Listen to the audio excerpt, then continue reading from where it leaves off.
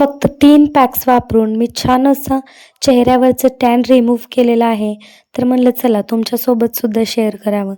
हिमालयाचं त्यासाठी मी आधी स्क्रब घेतलेला आहे आणि ते छान असं हातावर घ्यायचं आणि मग व्यवस्थित अशा स्टेप्स घेऊन त्याला आपल्या चेहऱ्यावर स्क्रब करून घ्यायचं.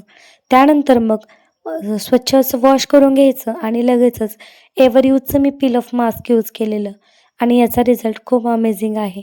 ते सुद्धा सर्व चेहऱ्यावर अप्लाय करून घ्यायचं आणि मग 10-15 मिनिटानंतर ते छान सुकतं आणि खरंच ब्युटी इज पेन काय असतं ना, हे हा पॅक लावल्यानंतरच तुम्हाला समजेल.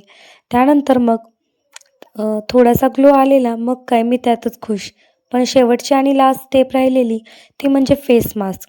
याशिवाय तर आपलं टॅन रिमूव्ह कसं होणार? त्यानंतर मग लगेच फेस मास्कसुद्धा पूर्ण चेहऱ्यावर लावून घेतलं आणि हे लावल्यानंतर खूप रिलॅक्सिंग वाटत होतं.